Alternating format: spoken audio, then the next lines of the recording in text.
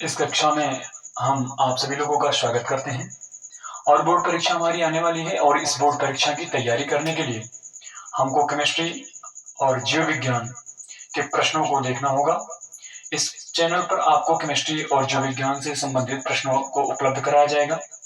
इसी चरण में आज हम देखेंगे अपने रसायन विज्ञान तथा जीव विज्ञान से संबंधित प्रश्नों के कुछ बहुविकल्पीय हैं जो कि हमारे बोर्ड परीक्षा के दृष्टिकोण से बहुत ही इंपॉर्टेंट है।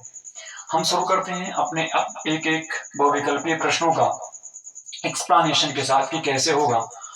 उन प्रश्नों का उत्तर देखते हैं। यहाँ पर पहला प्रश्न इसमें दिया गया है कि एंटीमनी है। पहला ऑप्शन इसमें धातु, दूसरा अधातु, तीसरा उपधातु और चौथा हमारा दिया हुआ डी नंबर मिश्र धातु। तो जो हमारा एंटीमनी होता है वह हमारा उपधातु होता है, जिसका जो प्रतीक होता है, यदि एक्सप्लेनेशन के तौर पर देखें एक्सप्लेनेशन, तो हमारे एंटीमनी का जो Sb, इसको हम Sb के रूप में लिखते हैं और इसका परमाणु क्रमांक जो होता है वो 51 होता है। प्रश्न नंबर हम दूसरा देखेंगे तो इसमें दिया हुआ कि लेड नाइट्रेट का रासायनिक सूत्र होगा, यानी आपको लेड नाइट्रेट का रासायनिक सूत्र बताना है और इसमें मैं आपको दिया हुआ है PbNO3 पहला ऑप्शन है, PbNO3 का होल ट्वाइस आपका दूसरा ऑप्शन है और PbNO2 का होल ट्वाइस तीसरा ऑप्शन और PbO चौथा ऑप्शन है। चलिए इसमें देखते हैं कौन सा सही होगा। हम जानते हैं कि Pb के जो संयोजकता होती है, ऑक्सीडेशन नंबर जो होती है वो +2 होती है और नाइट्रेट का जो ऑक्सीडेशन नंबर होता है वह -1 होता है।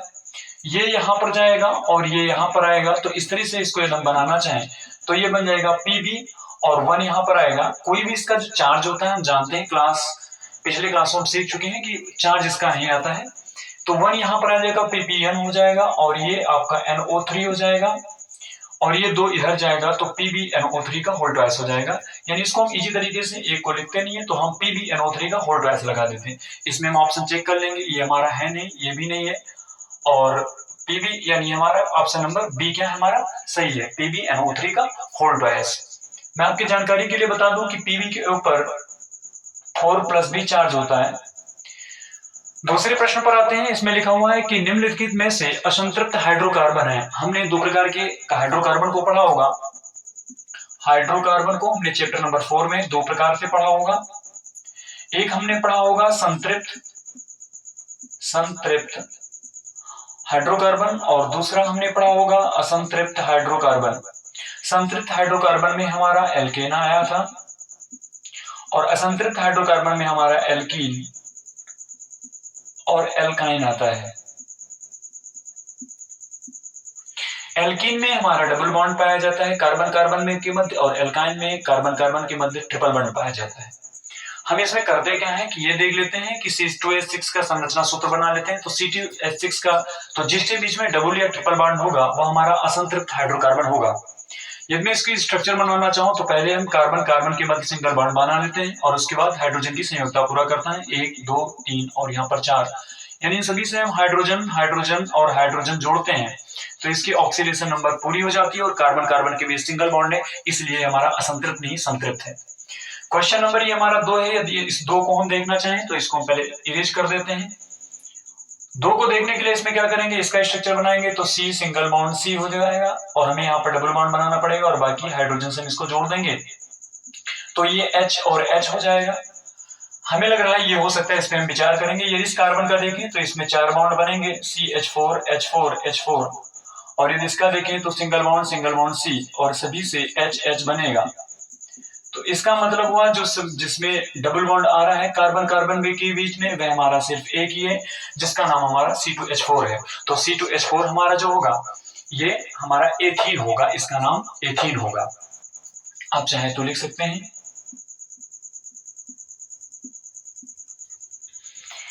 फिर उसके बाद हमारा ये क्वेश्चन नंबर 4 आता है। क्वेश्चन नंबर 4 दिया हुआ है कि प्रोपेनॉल का क्रियात्मक समूह है। हमने इस प्रश्न को इसलिए लिख लिया है ताकि आपके समय बच सके, क्योंकि हमारे पास समय बहुत महत्वपूर्ण है। समय को बचाने के लिए हमने प्रश्नों को लिख दिया। यदि यहाँ पर लिखेंगे तो हमें ज्यादा समय वेस्ट होगा हमारा। देखेंगे कि प्रोपेनॉल का क्रियात्मक समूह है। प्रोपेनॉल का क्रियात्मक समूह CHO, ये कीटोन समूह का है। CHO जो होगा ये हमारा प्रोपेनॉल का है। इसमें हमारा जिसमें CHO ग्रुप लगता है उसमें क्रियात्मक समूह जो होता है वो प्रोपेनॉल का होता है। कीटोन समूह है ये हमारा हाइड्रोक्सी समूह है, हमारे ये कार्बोक्सी समूह है। तो प्रोपेनल है इसमें, तो ये हमारा CHO समूह हो जाएगा। तो हमारा ऑप्शन नंबर फर्स्ट सही होगा। इसमें हमारा कीटोन समूह होगा, ओन लगेगा, इसमें ऑल लगेगा और इसमें ओइक एसिड लगता है। ये हम अपने चैप्टर्स में पढ़ते हैं इसको। एसिटिक अम्ल का IUPAC नाम होगा। एसिटिक अम्ल का IUPAC नाम हम जानते हैं। एसिटिक अम्ल नहीं होगा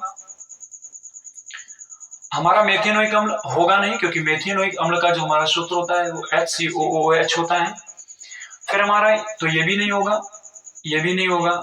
प्रोपेनोइक अम्ल ये होगा नहीं एसिटिक अम्ल का। और एसिटिक अम्ल का जो हमारा IUPAC नाम होता है वो एथेनोइक अम्ल होता है, जिसका सूत्र होता है एथेनोइक अम्ल का CH3COOH। इस कार्बन को प्रथम कार्बन मानते हैं, इसको दूसरा मानते हैं। 2 कार्बन की लंबी श्रृंखला का प्रयोग करते हैं हम एथ, और इसमें ओइक एसिड लगा देते हैं एथेन, ATHANE। ई लास्ट का हटाकर और ओइक एसिड जोड़ देते हैं, तो ये बन जाता है हमारा एथेनोइक एसिड। तो इस प्रकार से हमारे प्रश्न हैं। आप इन 5 प्रश्नों को लिख सकते हैं। फिर उसके बाद हम अगले प्रश्न को देखते हैं।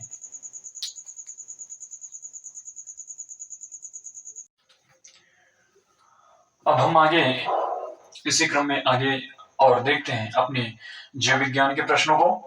और जीव विज्ञान के इस प्रश्न में पहला प्रश्न आता है कि वृक्कों का कार्य होता है। तो वृक्क का कार्य क्या होगा?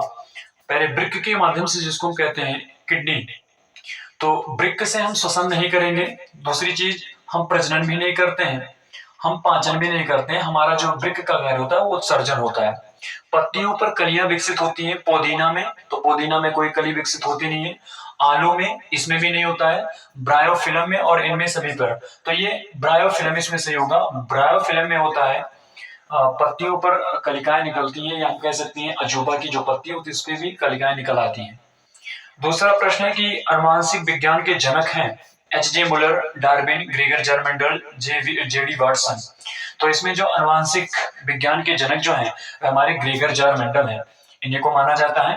दूसरा प्रश्न आता है, 2 DNA तंतु आपस में जुड़े होते हैं, पेप्टाइड बंध, सहसंयोजी बंध, ग्लाइकोसिडिक बंध और हाइड्रोजन बंध। यानी जो हमारे DNA बने हुए होते हैं वो किनसे जुड़े हुए होते हैं, बंधों में उनके कौन से बंध होते हैं? तो उनमें जो बंध होता है वो हाइड्रोजन बंध होता है। अगला हम देखते हैं कि मुकुलन द्वारा प्रजनन होता है। तो मुकुलन द्वारा प्रजनन किसमें होगा? हाइड्रा में होता है, कि केचुआ में होता है, कि तिलचट्टा में होता है, कि कबूतर में होता है? तो भाई केचुआ में तो होगा नहीं, तिलचट्टा में होगा नहीं, कबूतर में होगा नहीं। हमारा जो मुकुलन द्वारा प्रजनन होता है वो हाइड्रा में होता है।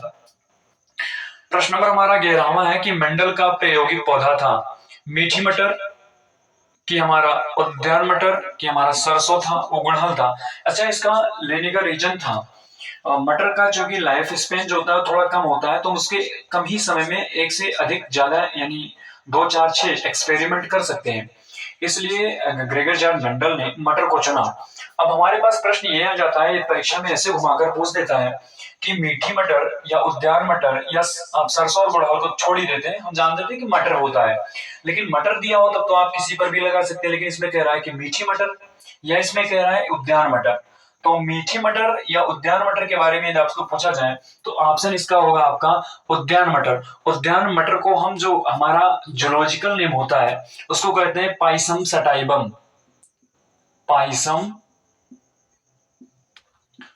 सटाइबम, यदि इसको मैं सही तरीके से लिख दूं, पाइसम सटाइबम।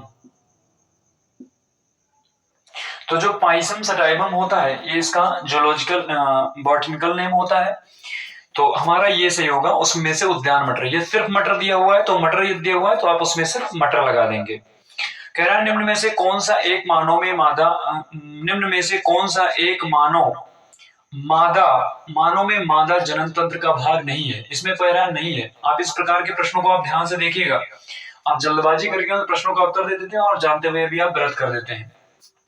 तो अंडा से तो होगा नहीं, इसमें पूछ रहा है मादा यानी फीमेल के लिए पूछ रहा है, तो अंडा से फीमेल में पाया जाता है, गर्भाशय भी फीमेल पाया जाता है, डिंबवाहिनियां भी हमारी फीमेल में पाई जाती है।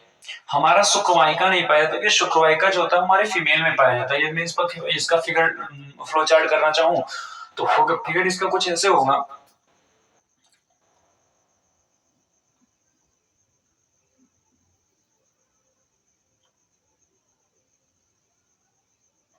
और जो हमारी शुक्रवाहिकाएं बनेगी वो शुक्रवाहिकाएं यहां से कुछ इस प्रकार से बन जाएंगी। मैं एक निरूपक तौर पर समझा दे रहा हूं। इसको कहते हैं शुक्रवाहिका। शुक्रवाहिका जो कि ये पुरुष का शिश्न का फिगर है, ये जो कि एक पुरुष जन्मांग है। तो इसी प्रश्न के साथ बहुत बहुत धन्यवाद, और आगे हम प्रश्न करते रहेंगे। इसी में आप ध्यान देंगे कि इस पे आपको केमिस्ट्री और जीव विज्ञान से संबंधित सभी प्रश्न को इस पे कराए जाएंगे, और आपके परीक्षा की संपूर्ण तैयारी के लिए चैनल आपके साथ है।